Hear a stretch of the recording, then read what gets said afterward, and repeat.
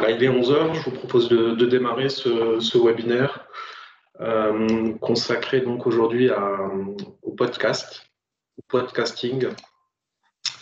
Et c'est dans un cycle de webinaires proposé par la CCI. Et donc, je suis Karine Jaffour, pour ceux qui ne me connaissent pas, conseiller économie numérique à la CCI Alsace-Eurométropole. Et aujourd'hui, on a choisi de vous parler de la création de podcasts dans une vocation marketing, communication pour une entreprise.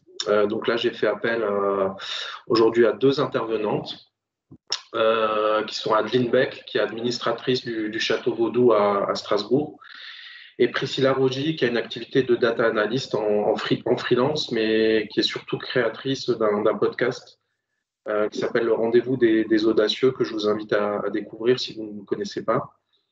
Et donc, elles vont nous faire partager leur expérience, puisque au Château Vaudou, il y a actuellement un projet de développer un programme de podcast.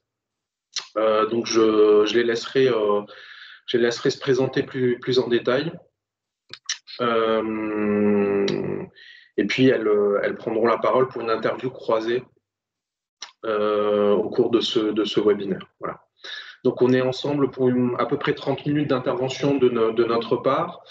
Je vous demanderai de couper vos micros pour éviter les bruits parasites quand vous ne vous exprimez pas.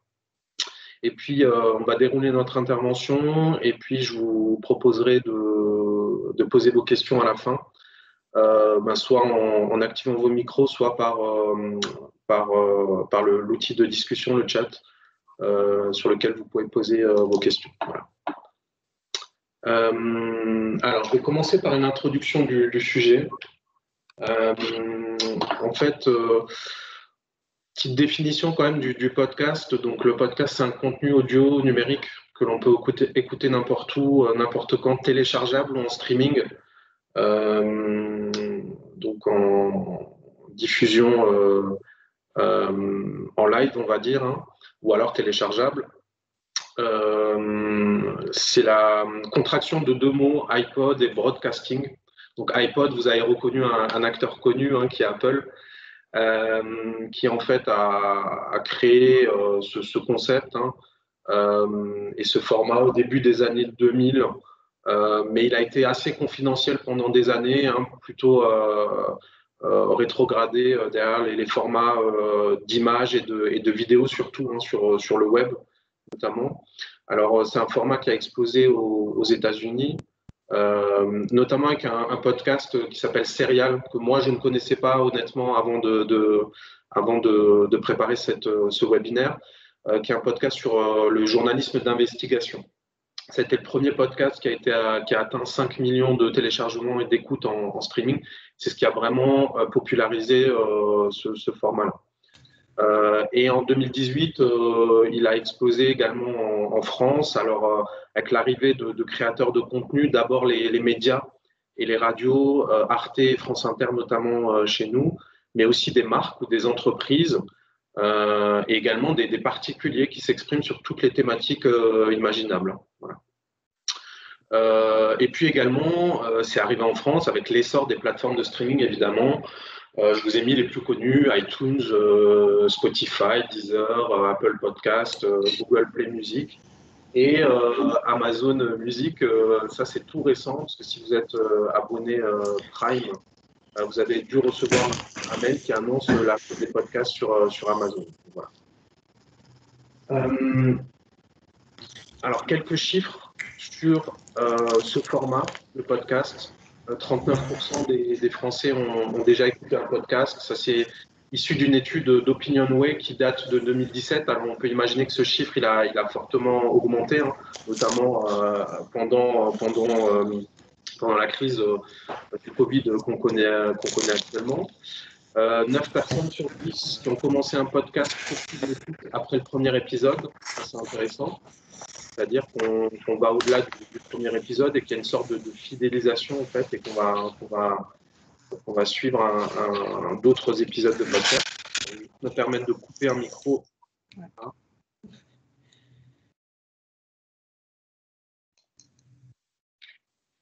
Je reprends la présentation.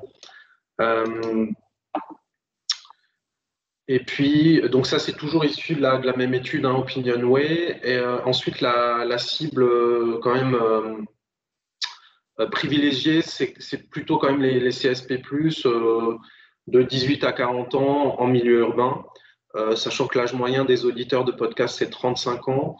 Mais aux États-Unis, qui a toujours de l'avance, hein, qui a un marché un peu plus mature, c'est plus de 22% des plus de 65 ans qui ont écouté un podcast en janvier 2020. Ça, c'est issu d'une autre étude.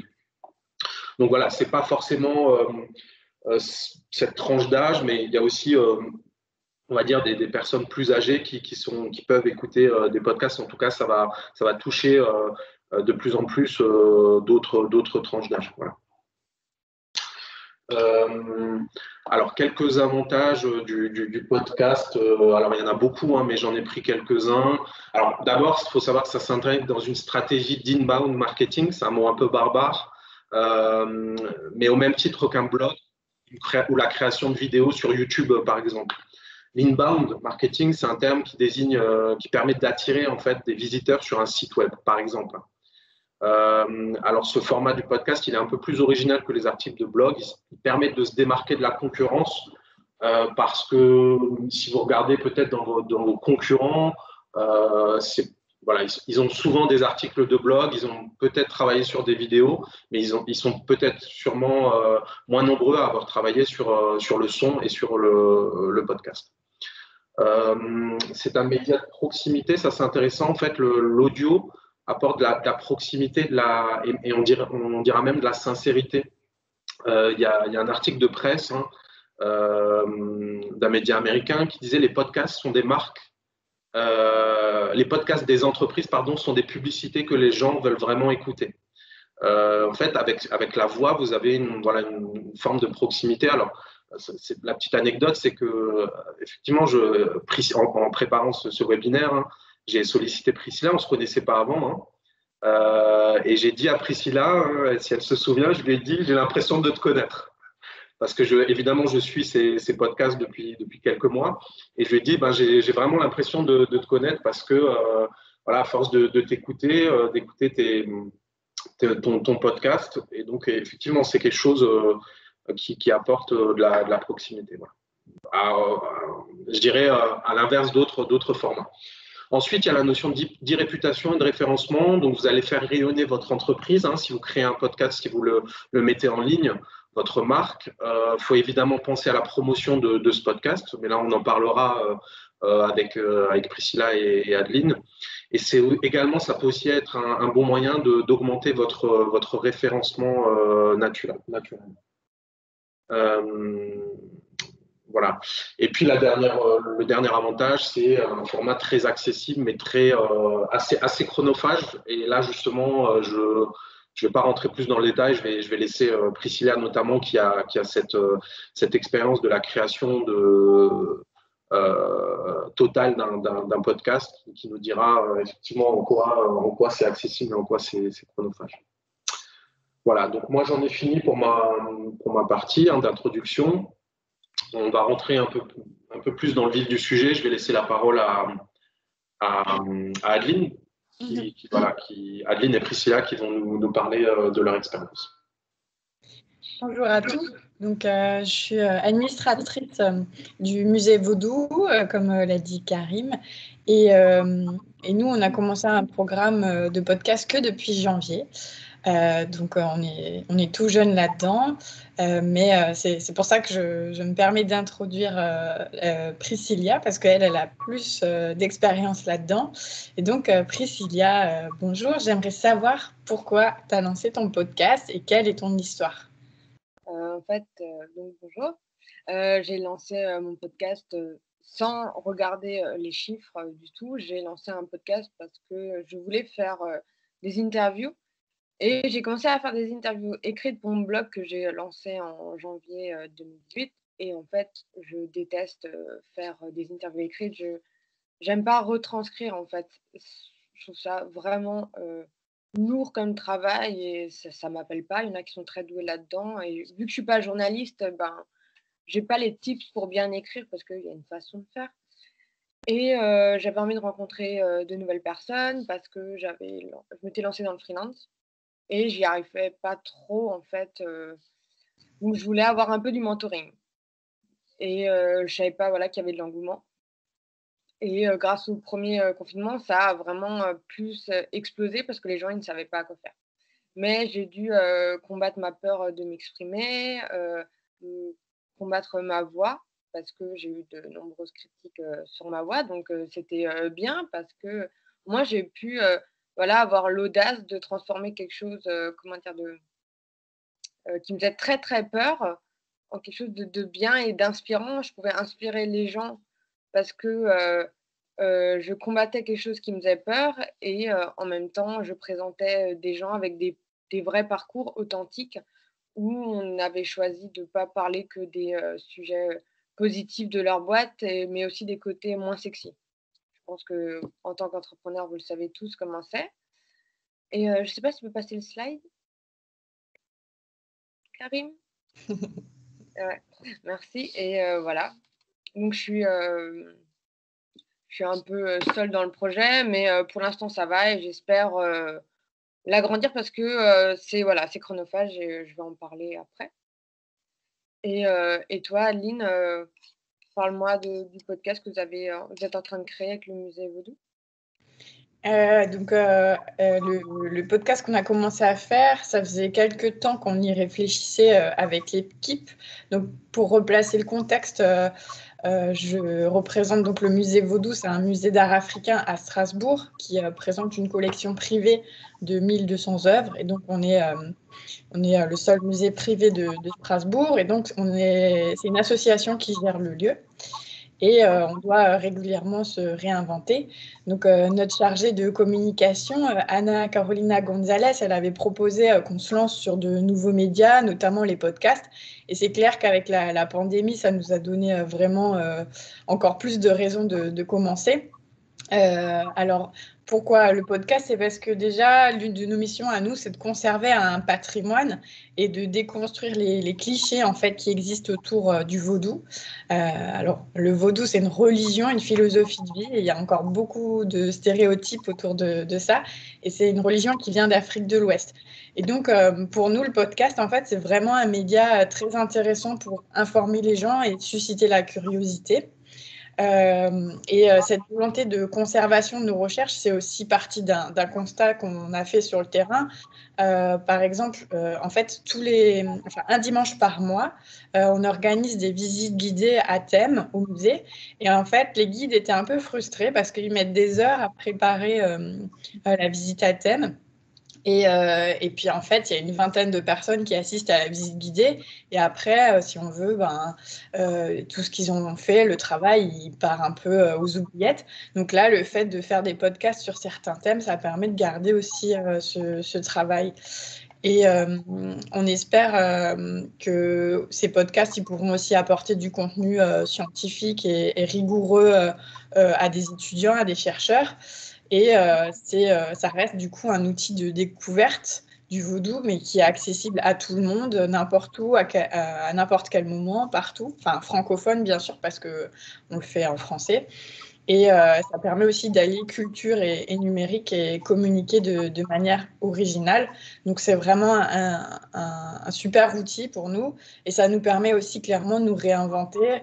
C'est un nouvel exercice pour l'équipe. Moi, ça me permet aussi de travailler la cohésion d'équipe en ce moment parce que c'est pas facile. Chacun est chez soi et on se voit moins. Donc, c'est aussi très intéressant de travailler le podcast pour ça. Et moi, comme toi, ça m'a donné l'envie aussi de prendre des cours de diction parce que je me suis rendu compte que je parlais pas toujours très bien. Voilà. Oui, moi j'ai fait une trentaine de séances d'orthophoniste. J'étais obligée.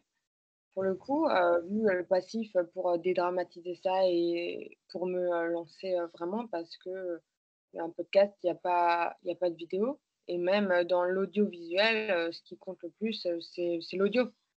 Donc, quand on fait une vidéo et que l'image n'est pas bonne, on peut le passer en podcast. Ça peut rattraper, en fait, et ça qui est bien. Et je me demandais pourquoi vous avez plutôt préféré un format audio que vidéo? Alors nous, on s'est dit déjà que ça suscite l'envie de venir au musée pour découvrir les œuvres, parce qu'on fait des descriptions dans les podcasts, mais du coup, on ne sait pas exactement ce que ça rend. Donc ça donne envie aux gens de venir voir les œuvres. Et aussi un moyen de faire travailler l'imagination, je trouve, laisser à chacun la possibilité de plonger dans un univers visuel qui lui est propre. Et puis après, on va pas se mentir, le travail de vidéo, c'est aussi un très gros travail supplémentaire derrière, parce qu'en plus du son, il faut prévoir l'image. Donc il y a aussi des plus gros moyens à mettre derrière. Et nous, en tant qu'association, ça aurait été un peu lourd à porter. Oui, parce que le budget, tu peux le faire x3. Voilà. En tout cas, quand nous, on s'est lancé, on s'est rendu compte que c'est un sacré chantier, qu'il faut faire de nombreux choix, les choix de l'identité visuelle, la rédaction des textes, les enregistrements et tout. Toi, tu fais tout toute seule. Tu as commencé comment techniquement? Techniquement mal au début. Voilà, quand on se lance dans un projet un peu sans réfléchir, moi je l'ai fait sans réfléchir, comparé à toi en amont qui a pensé comment tu allais faire. Moi, je l'ai pensé un peu rapidement. Enfin voilà, sur un coin de table, des fois en rentrant à minuit d'une sortie quand on avait encore une vie sociale tous, et je sortais mes idées là de podcast. Et voilà, j'ai demandé des conseils à des amis. Pour le son, j'ai demandé à beaucoup de monde. Je demande encore à beaucoup de personnes pour m'aider, parce que être ingénieur son, c'est vraiment un métier. Et c'est cool ceux qui ont une petite formation. Moi, j'ai dû la faire en amont. Le micro, j'ai dû changer, ça allait pas. En fait, j'ai eu énormément de fails, et j'en parle dans un de mes podcasts, hein. Et vraiment, enfin, dans un épisode dédié qu'à ça, en fait, tous mes fails. Donc c'est assez marrant pour dédramatiser, voilà, toutes les embûches qu'on a eues. J'ai passé 10 heures sur un podcast, en fait, qui dure à la fin 30 minutes. J'ai dû me remettre en question sur le son, aller, enfin voilà, il y a tellement de choses à faire que j'ai fait l'impasse sur, voilà, la musique. Moi, je fais une musique d'intro et à la fin, mais j'ai envie de dire, au moins, il faut se lancer. Si j'étais encore là à me chercher une bonne musique, à bien mettre et à bien caler alors que je savais même pas faire du montage, j'aurais jamais monté mon podcast. Et des fois, il faut faire l'impasse sur le côté perfection, conscience d'un projet, et améliorer en continu, améliorer le visuel, demander des tips à des gens qui sont dans le graphisme. Voilà, j'ai fait l'impasse sur la perfection au début pour me perfectionner dans le temps, en me disant que j'allais pas lâcher, parce que quand on fait un podcast et qu'on se voit à faire 15 heures de montage pour certains, oui, pour certains audios, j'ai mis 15 heures de montage. C'est ça que je dis que c'est chronophage, qu'il faut vraiment la flamme en vous pour passer au festival, quoi. Et on a envie de lâcher régulièrement. Et ce qui est bien, voilà, c'est que au Musée Vaudou, vous êtes quand même une équipe. Enfin, il y a quand même des gens qui vous aident pour le contenu. Donc c'est assez sympa, je trouve, et motivant pour, voilà, pour garder la flamme et la faire tenir. Mm. Et voilà, j'ai pas de script. Je prépare mes questions en amont. Des fois, je potasse un peu le sujet, mais on va dire que je l'ai fait en 15-20 minutes. Et j'essaye de pas lire mes questions, j'essaie de vraiment rebondir. Des fois, ça fait que les gens ils comprennent pas que le podcast, eh ben, il est pas très linéaire. Il y en a qui aiment bien quand c'est tout cadré, mais c'est une conversation. Donc je suis obligée de rebondir sur ce qui vient. Et voilà, j'améliore tout le temps le branding et le storytelling, et ça, c'est quelque chose que je vous conseille tous et toutes, quand vous lancez un projet, vous lancez votre entreprise.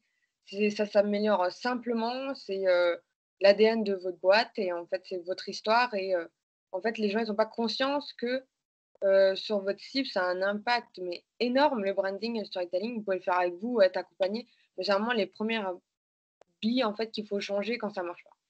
Et c'est ce que j'ai fait moi. Je cherche toujours à avoir une image de marque. Enfin, pour moi, je travaille mon podcast comme un business, hein, sinon ça sert à rien. Et voilà, c'est par exemple une présentation de mes visuels. Au début, j'essayais de faire des visuels, mais j'avais aucune compétence. Je voyais pas, je comprenais pas. Donc j'ai pris une photo sur comment dire, une banque à images. J'ai essayé. Après, j'ai fait un autre format, mais je me disais que c'était pas assez, ça sortait pas de la masse en fait. Ça pétille pas, ça donne pas envie.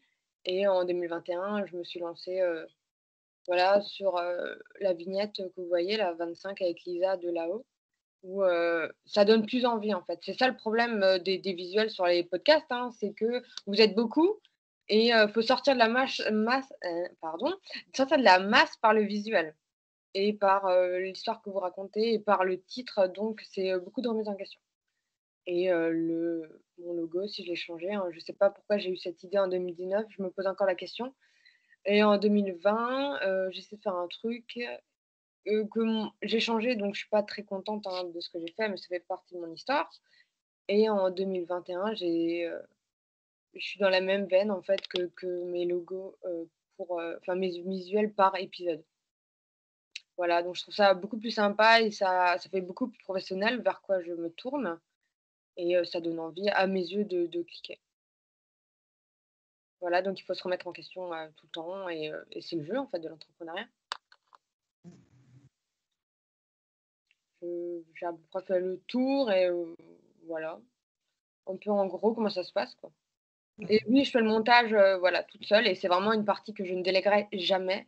Les gens ils comprennent pas, mais je veux pas déléguer ça même si ça met du temps. Ça met beaucoup moins de temps, mais je déléguerai jamais ça. Et comment vous avez fait de votre côté? Vous avez pris quelqu'un, non? Pour vous encadrer justement, faire la partie montage, vous donner des tips pour bien parler?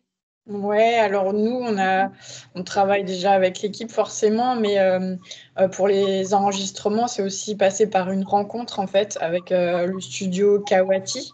Et donc, sous la direction de Timothée Gire et Benjamin Moreau, qui sont basés à Strasbourg, on a décidé de travailler avec eux. Et en fait, ils nous accompagnent dans la création du podcast, artistiquement et techniquement.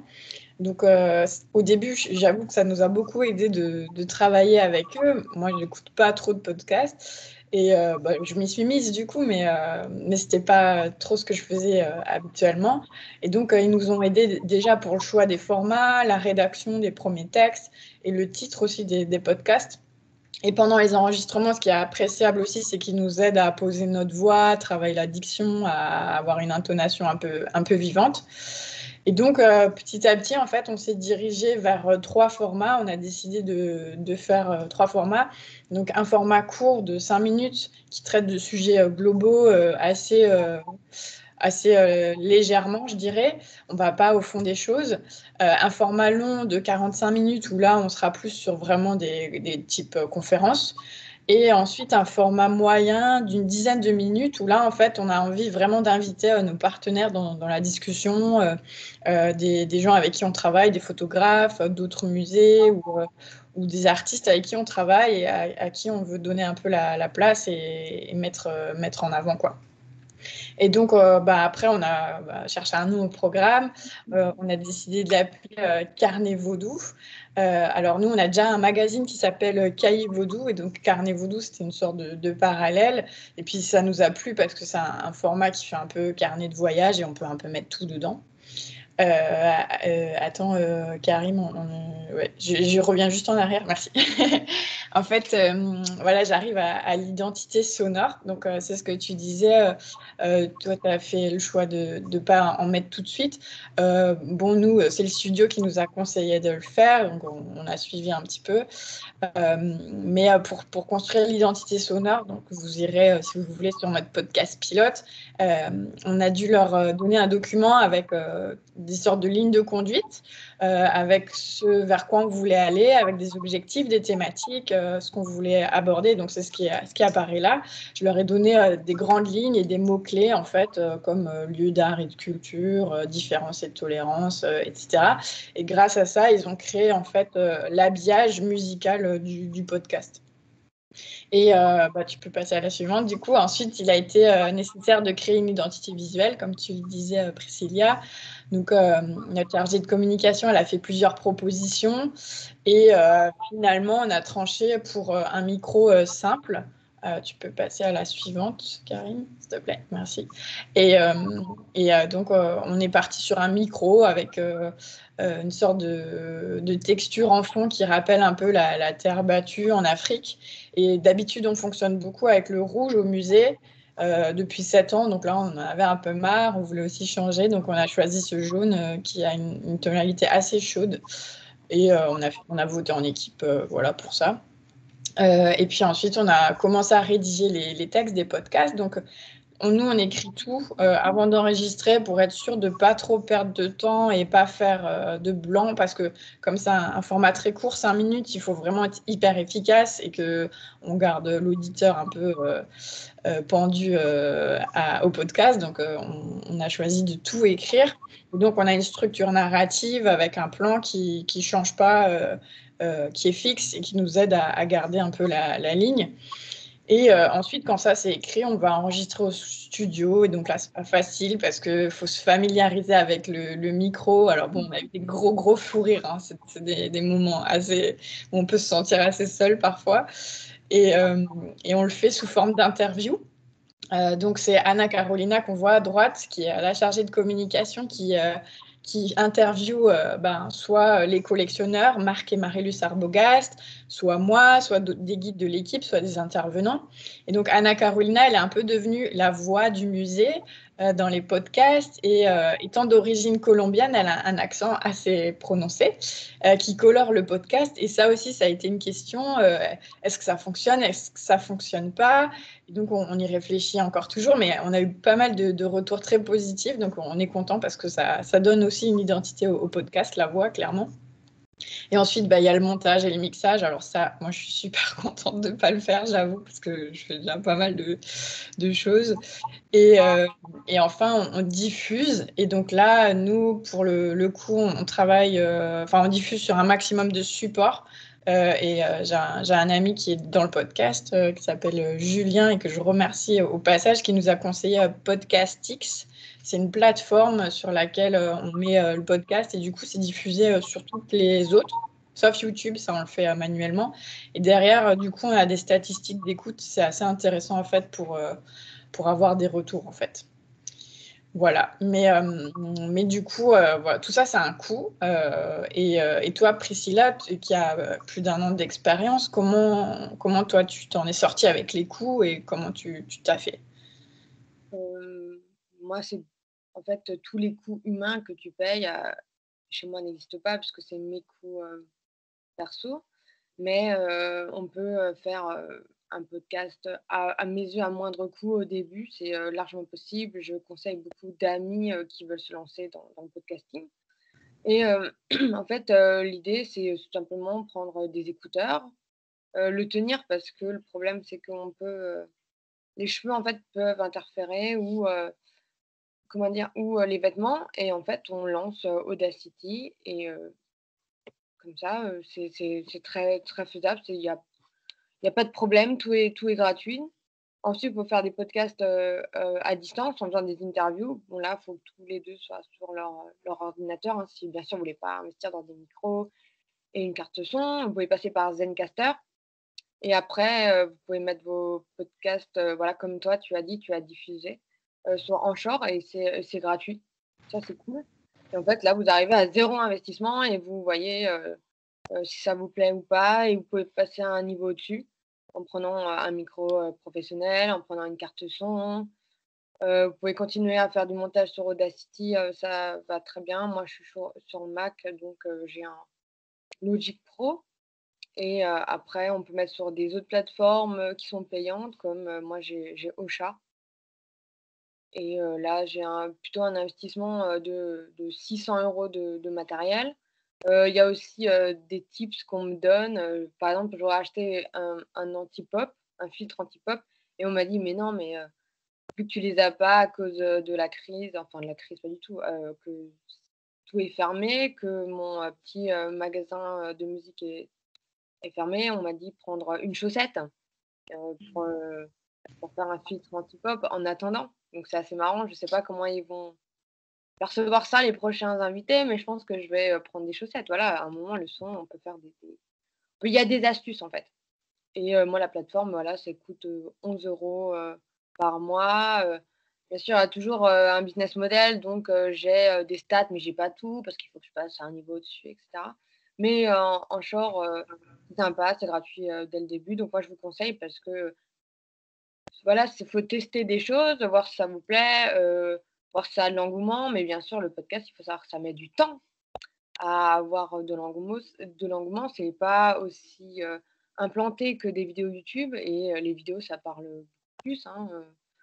On peut comparer TikTok, pour l'instant, hein, ça marche très bien parce que c'est de la vidéo et on s'imprègne de la vidéo et on bouge plus.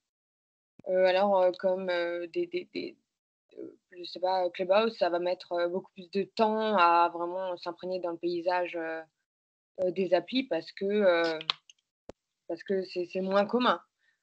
Donc tout ce qui est son, juste son, ça met du temps, mais après comment dire?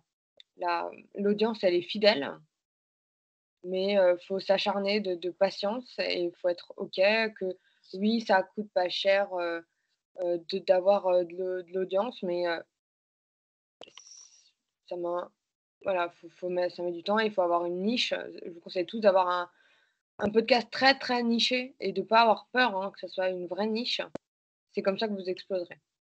Clairement, moi, j'ai fait le choix, sans le savoir, de faire quelque chose de moins niché, des entrepreneurs qui parlent d'entrepreneuriat et qui interviewent des grands entrepreneurs de France.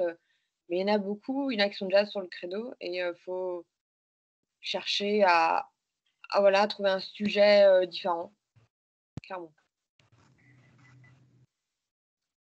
Et là, je dis ça par rapport voilà, au premier épisode que j'ai fait, j'ai compté que j'avais mis 5 à 10 fois plus de temps par rapport à l'enregistrement et à la fin, on arrive au double. Là, vous avez enregistré 1 heure, on va dire que vous faites 2 heures de montage. Le mieux, c'est de déléguer à quelqu'un et c'est très bien de faire un podcast écrit et de le lire, mais il y a une façon de le lire et vous devrez apprendre à le lire sans le lire et que ça passe bien quand on l'écoute parce que ça s'entend quand on lit, ça s'entend quand on apprend. Et il faut trouver le bon, enfin la bonne jauge quoi, le bon compromis. Donc moi j'ai, voilà 2 micros, j'ai une carte son, j'ai un trépied, je fais mes visuels sur Canva, peu importe comment vous utilisez ce terme, voilà. J'ai un trépied pour mes podcasteurs mes invités quand ils viennent chez moi, c'est plus pratique. Parce que j'en fais encore chez moi, parce que je trouve ça plus naturel, voilà, il y a les gestes barrières, on est quand même loin et vous êtes même pas obligé de créer un site internet exprès pour, vous pouvez l'intégrer bien sûr dans votre site, à vous et voilà, il y a plein de personnes qui ont fait le choix comme moi de pas avoir un site, de pas avoir un beau logo dès le début, qui ont décidé de pas faire, d'intro et d'outro parce que, vu que ça met du temps, on se laisse un peu le temps pour améliorer. Voilà, un peu, mon histoire, autour de mon podcast et vous avez décidé enfin, je sais pas si on nous a parlé de tout ce qui est communication? Ouais. Au niveau de la com, nous, on est encore au début, hein, clairement, mais d'abord, ce qu'on a fait, c'est de faire un dossier de présentation global avec les objectifs, les cibles, les thématiques, les moyens qu'on voulait mettre en place. Ça nous a donné, nous, une trame un peu de réflexion. On s'est rendu compte de quels auditeurs on voulait toucher et puis aussi, pourquoi pas peut-être essayer de diffuser derrière avec des radios, leur proposer du contenu. Et après, on a fait un peu tous les outils qu'on a habituellement au musée, c'est-à-dire un communiqué de presse pour les journalistes. Mais en ce moment, il y a beaucoup de podcasts, donc c'est difficile de percer, clairement. L'équipe du studio aussi, elle nous a proposé un podcast pilote, donc un peu test. Et ça, c'est aussi un outil de communication en soi. Ça permet de présenter une sorte de premier résultat à des partenaires, à des auditeurs, voire à des soutiens financiers potentiels. Donc ça, c'était aussi important pour nous parce qu'à la fin des podcasts, du coup, on met en avant en général une entreprise ou un partenaire. Et ensuite, quand on a pu commencer à diffuser ce podcast pilote, on a diffusé le dossier, on a commencé une sorte de petite campagne sur les réseaux sociaux avec des vidéos, des photos. Et on a aussi monté une campagne de financement participatif, comme on est une association. Et du coup, notre objectif, c'est d'atteindre 3 000 euros. Bon, on n'y arrivera pas, je pense. Mais là, cette campagne, c'est aussi un moyen de communiquer, clairement. Donc, on a fait des newsletters autour de ça, des posts sur les réseaux.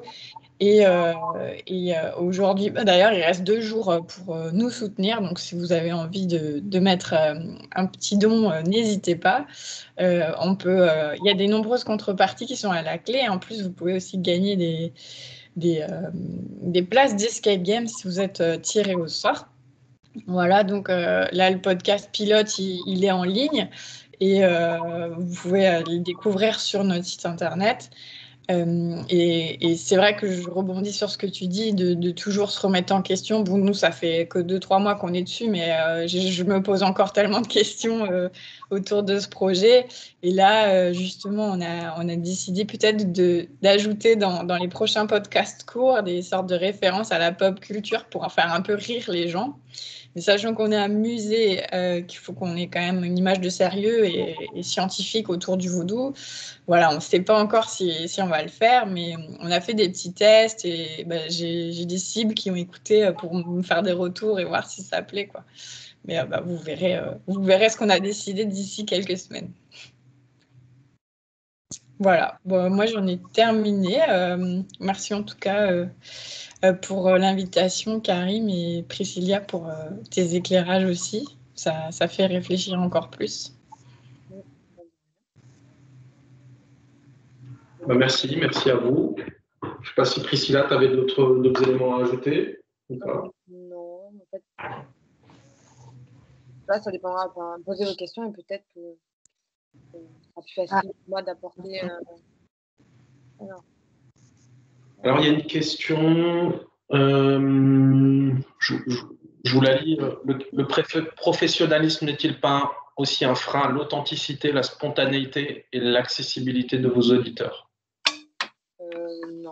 Enfin, moi, je comprends. Enfin, c'est-à-dire le professionnalisme à quel. Ouais, comment vous définissez professionnalisme? C'est le fait de prévoir en avance, par exemple? On est obligé. Enfin, moi, je pense que pour Atelier Vaudou, on est obligé de scripter. Même en fait, tout est scripté, même voilà, une vidéo YouTube par un YouTuber, c'est scripté. Très, très scripté. Ils font ça au freestyle. En fait, c'est mieux parce que enfin, c'est dur de parler comme ça sans savoir où on va. Et c'est vraiment important à mes yeux de scripter. Mais après, c'est toujours un travail personnel. C'est comment on passe un message scripté de façon pro et limpide. Et en fait, c'est à force d'entraînement. Au début, ça sera une catastrophe. Et après, ça ira mieux parce qu'on s'entraînera, on se réécoutera, on se dira oh mon Dieu, pourquoi j'ai fait ça? Et à force de s'entraîner, ça ira mieux. Oui, on est obligé. Si on veut en fait, si on veut toucher du monde et on veut que ça ait un impact, c'est obligé que ça soit pro. C'est tout business et tout projet doit être pro. Ouais, bien sûr, il faut préparer parce que sinon, on n'est pas efficace, je pense, dans ce qu'on raconte et on perd au contraire les auditeurs parce que c'est pas clair et ça part dans tous les sens. Après, c'est sûr, moi je le vois, nous dans l'équipe, on était déjà plusieurs à enregistrer nos voix. Enfin, moi, je sais que je suis pas hyper calée justement. Il faut que je travaille ma diction et tout, mais il y a des gens qui peuvent être très pro et très spontanés, même en ayant préparé. Donc, en fait, ça dépend vraiment aussi des gens qu'on reçoit et qu'on invite dans le podcast.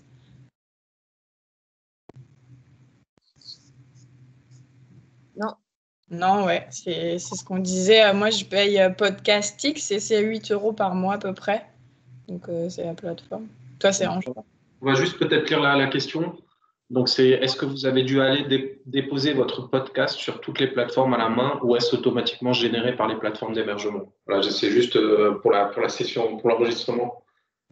En fait, Voilà, tu as répondu à la question. Et il y a aussi Anchor que j'ai donné qui est gratuit. Donc ça, c'est cool quand on se lance. Il y a plein de plateformes à différents tarifs qui vous mettent sur Deezer, qui vous mettent sur Apple Podcast, qui est le plus écouté avec Spotify. Et ensuite, voilà, Amazon, c'est sorti il n'y a pas longtemps. Et en fait, ils vous disent, moi ils m'ont envoyé un mail pour me dire, voilà, allez sur... est-ce que vous voulez activer votre podcast sur Amazon Prime en avant-première?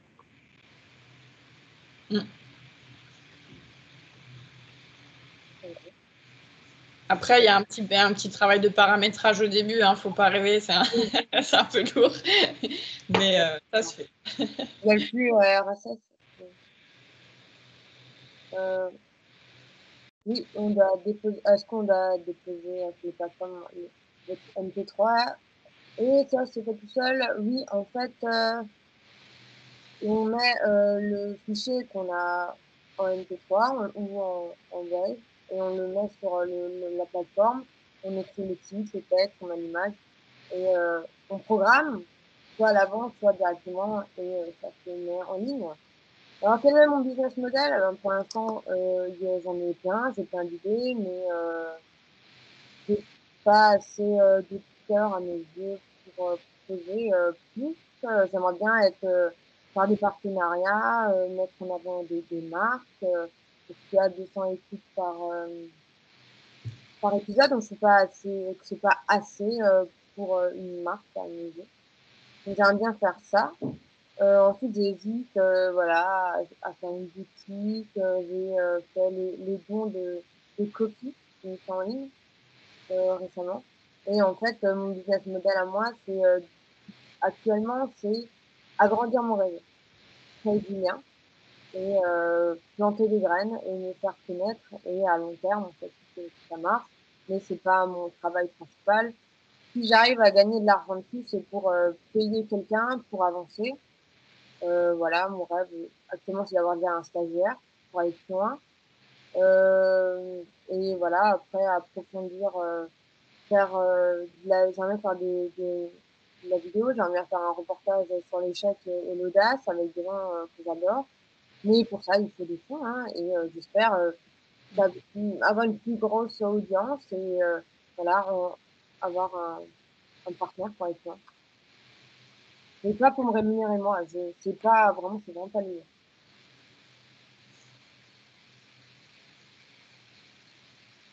Non, enfin, il y a des plateformes, on peut monétiser à partir de 1000 écoutes par mois, mais c'est tellement pas mon cheval de bataille. Je veux le rendre pro, mais si je gagne de l'argent, c'est juste pour payer quelqu'un d'autre, c'est même pas pour me payer moi. Voilà. Après, vous, si vous mettez en avant votre marque, les gens ils vont acheter ce que vous vendez en fait. Donc ça, c'est votre business model. Oui, effectivement, si je peux juste compléter, effectivement, ce que disait Priscilla, c'est qu'on le fait dans une optique de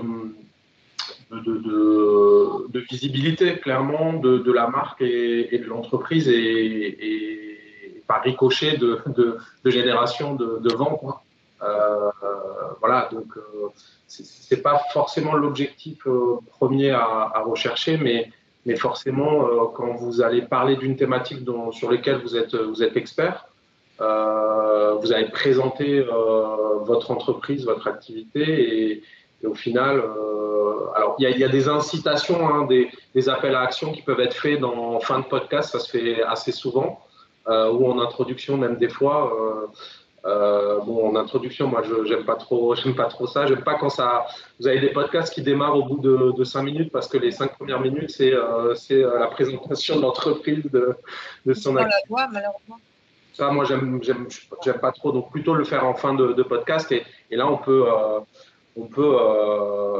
aller inciter les internautes, enfin les auditeurs à acheter vos produits, à aller télécharger un document, voilà, à passer à l'action, quoi.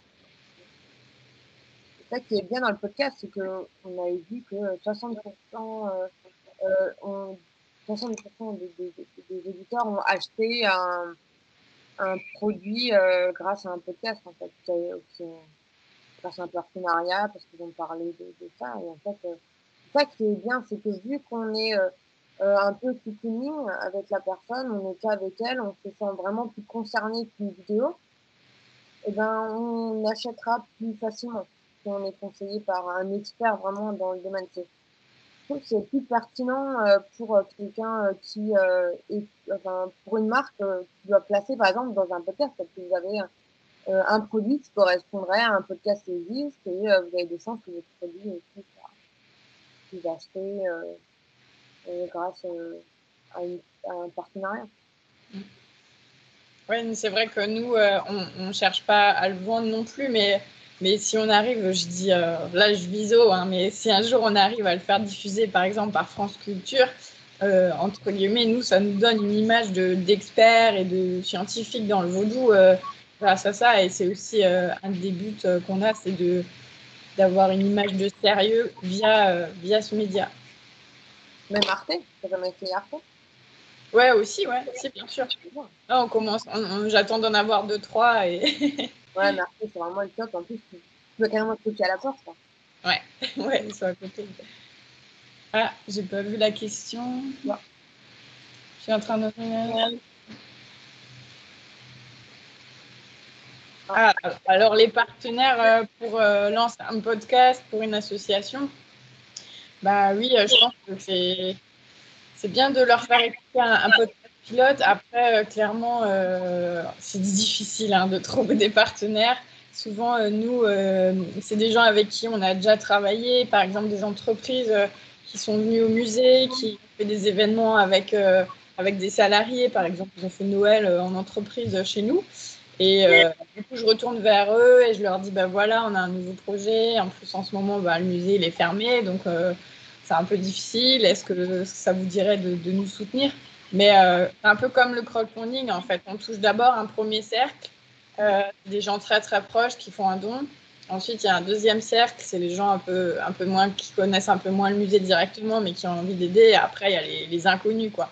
Mais en général, les soutiens, ça tombe pas du ciel. Si demain je vais toquer à une entreprise, c'est pas dit qu'elle me soutienne parce qu'elle me connaît pas. Donc, faut déjà avoir un petit rapport à ça.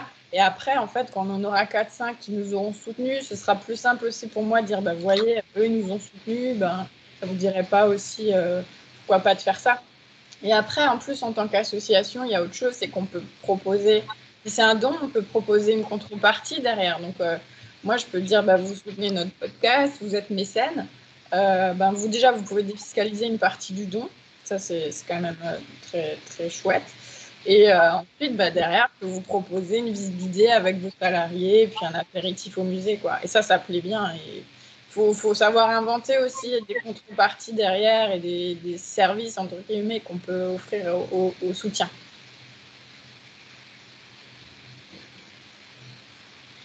Ouais.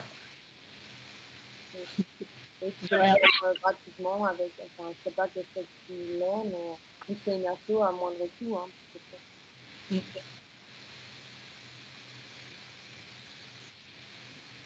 Après, il faut citer aussi des entreprises qui sont en lien avec le podcast. Donc, nous, le vaudou, je vais avoir tendance à aller vers, par exemple, les restaurants africains ou, je ne sais pas si je parle de la médecine dans un podcast avec la pharmacopée et les plantes, je vais peut-être aller vers les pharmacies qui travaillent la naturopathie ou voilà. Faut être créatif toujours, même dans la recherche de sponsors et de soutien. En plus, c'est dur parce que le podcast, c'est pas encore très connu en France. C'est encore jeune. Là, qui ont commencé il y a 10 ans, mais voilà, il faudra faire bouger les lignes. Alors, il y a une autre question, je vais la lire.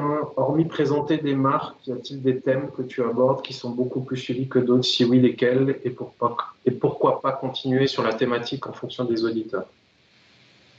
C'est pour moi. Je sais pas, ouais. Ouais, je pense. Je ne demande pas des marques, c'est vraiment des personnalités.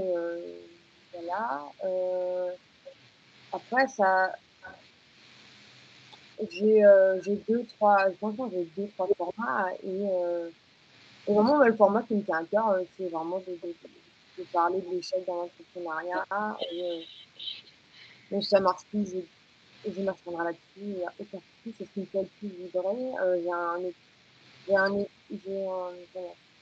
Pardon, Christian, on t'entend pas très bien. Il y a un petit bruit. Non, j'ai rien. Oui, très bien. Oui, non. Vas-y, tu peux essayer de parler. Vas-y. Non, je disais que en fait, je présentais pas des marques, mais je présentais vraiment des personnalités qui avaient entrepris et qui avaient eu des hauts et des bas, et c'est vraiment ça.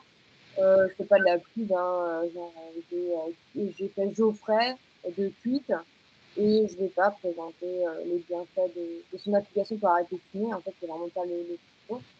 Et c'est ce que les gens aiment, en fait, c'est vraiment s'inspirer de gens et avoir leur retour.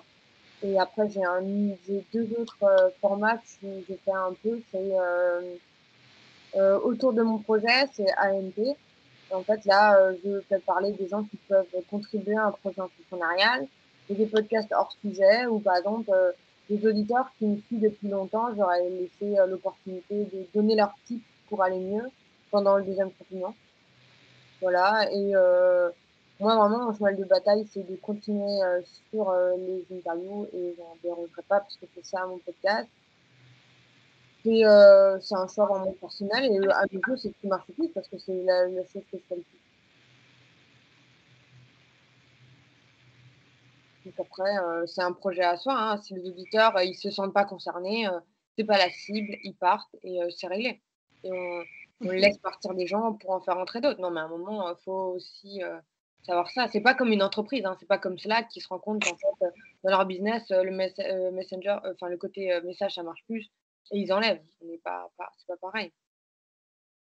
Vraiment, c'est la création de contenu. Il y a peut-être, pour compléter, il y a peut-être des sujets ou comment dire ça, des intervenants, des personnes que tu as interviewées et des épisodes qui ont mieux fonctionné que d'autres parce que la personne était peut-être plus connue, entre guillemets. Ça, tu le vois, ça, Priscilla, ou pas? Ben, j'ai interviewé Pierre Ménès et Radio Clito, c'est ceux qui ont mis le marché, et Radio Clito marche mieux que Pierre Ménès, alors qu'au prorata, ils ont quand même beaucoup moins de personnes qui les suivent. Mais après, c'est aussi la recherche sur Google, hein, faut être franc. Si on cherche un podcast sur la sexualité, etc., le féminisme, eh ben, ils sortent en premier, et moi je sors dans les recherches après. Donc les gens, ils cliquent sur moi. Pierre Ménès, il a autant d'écoutes qu'elle, alors qu'il a 70 000 abonnés. Avant, bien sûr, qu'il a eu ses problèmes, hein, ça, c'est pas moi, c'est voilà, chacun son business, hein, et voilà, sa façon de communiquer et faire des choses à la télé. Moi, je prends pas parti. Mais voilà, avant ça, voilà, ça dépend vraiment de la communauté que les gens ont, en fait, et s'ils sont intéressés par ce qu'ils font ou pas. Et sur LinkedIn, c'est pour moi un des médias qui marche le plus aussi. Parler d'entrepreneuriat, faut pas hésiter, hein, LinkedIn, hein, c'est cool.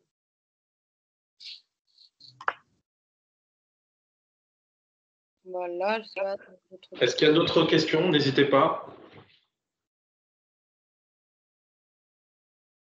Bon, il y a forcément, comment dire ça, moi j'écoute pas mal de podcasts. Il y a forcément des épisodes qui sont moins intéressants que d'autres, mais vous le remarquerez, enfin, je sais pas si vous avez cette même pratique, c'est-à-dire qu'on continue quand même à écouter les épisodes. C'est vraiment 9 auditeurs sur 10, c'est les chiffres que je donnais en introduction. 9 auditeurs sur 10 vont aller écouter un autre épisode en ayant écouté un podcast, en fait. Et c'est vrai que, enfin, moi, dans mes pratiques, c'est que je vais écouter. Alors, ça va moins m'intéresser, mais des fois, je reste, hein, même parce que je me dis, au fur et à mesure de l'épisode, il y a quelque chose qui va m'intéresser. Mais je vais quand même en écouter d'autres parce qu'il y a eu un premier épisode qui m'a vraiment intéressé. Voilà. C'est juste pour apporter ma petite remarque complémentaire. Alors oui, justement, y a-t-il des aides actuellement pour la mise en place de contenu vidéo audio? Très bonne question. Justement, j'allais en parler. Oui. Ça fait partie des dépenses éligibles dans différents programmes d'aide. Vous avez le chèque numérique de l'État de 500 euros qui existe, alors qui a été prolongé là jusqu'au 30 juin 2021 et qui va concerner, alors le décret va sortir dans quelques jours, on espère, qui va concerner toutes les entreprises de moins de 11 salariés. Avant, il y avait une restriction sur les établissements fermés pendant le confinement de novembre 2020, mais là, prochainement, ça va concerner toutes les entreprises. Ensuite, vous avez un programme qui s'appelle Bicom, qui est proposé par l'Eurométropole de Strasbourg. Donc, c'est vraiment pour les entreprises basées sur le périmètre, dans l'une des communes de l'Eurométropole. Et ensuite, vous avez un autre dispositif, une aide de la région Grand Est, qui est réservé aux entreprises de moins de 2 millions de chiffre d'affaires, moins de 20 salariés, et de certains codes NAF, codes d'activité. Alors, je ne pourrais pas vous les donner, il faudra éventuellement me contacter pour qu'on puisse en discuter, qu'on voit ensemble votre éligibilité. Entreprises et associations, associations sont éligibles également. Et là, vous avez des dépenses, des frais. Par exemple, si vous avez des frais d'enregistrement d'un podcast, ça peut rentrer dans les dépenses. Des frais de matériel également. Voilà, dans un volet création de contenu, effectivement, ça rentre dans les dépenses éligibles, sachant que l'aide de la région, je ne l'ai pas dit, elle peut aller jusqu'à 3 000 euros maximum pour de l'investissement. Ouais, il faut quand même faire aussi attention parce que bon, nous, pour le musée, dans tous les projets, on fait souvent des demandes de subventions, mais pour certaines aides, il ne faut pas avoir commencé le projet. C'est-à-dire, on peut l'avoir budgétisé, etc., mais il ne faut surtout pas avoir déjà fait des dépenses et avoir des factures parce que parfois, on se fait avoir, on a déjà acheté du matériel et en fait, il fallait au moins envoyer le dossier avant d'acheter le matériel. Donc, faites attention à ça si vous demandez des aides, quoi. Après, il y a aussi la collectivité d'Alsace là, qui commence, la ville de Strasbourg, nous on toque un peu à toutes les portes, donc il ne faut pas hésiter à envoyer vos dossiers. Hein. Des fois ça marche, des fois ça ne marche pas. Ouais, je vous ai mis un lien vers le site CCI où vous avez de l'information sur les aides existantes et avec les mises à jour. Hein. Je sais que la région, il y a pas mal d'aides vidéo, hein. Un peu moins audio malheureusement, mais vidéo, tournage de fiction et de films et de choses, il y a un peu plus d'aides. Il y avait une question pour Priscilla. Comment as-tu pensé la communication autour de ton podcast? On t'en a déjà un petit peu parlé, mais… En fait, j'avais déjà un blog, j'avais quelques personnes qui me suivaient. Moi, je n'ai pas pensé vraiment. Je ne sais pas si je suis la meilleure personne pour en parler, hein, honnêtement. Hein. J'ai mis du temps avant de le mettre dans des plateformes de diffusion. J'ai mis du temps avant de le mettre sur Deezer, etc. Pour plein de raisons. Le syndrome de l'imposteur, on connaît. Et je communique comment? Je communique beaucoup sur LinkedIn parce que ma cible, c'est des entrepreneurs audacieux ou des gens qui veulent l'être, qui veulent se lancer dans n'importe quoi. Il y en a énormément sur LinkedIn. J'ai un compte Instagram et j'ai une newsletter. Je fais beaucoup de SEO, quoi. Donc, c'est du référencement. SEO, c'est le référencement. Ouais, naturel. Ok. Merci. Et Adeline, question pour toi, quel est le studio avec lequel tu travailles? Oui, j'ai répondu. Donc, c'est le studio Kawati. Il est au port du Rhin à Strasbourg. Et donc, on travaille avec Timothée Gire et Benjamin Moreau. Et c'est un bon accompagnement. On est vraiment content de travailler avec eux. Ils sont jeunes, dynamiques et plein d'idées.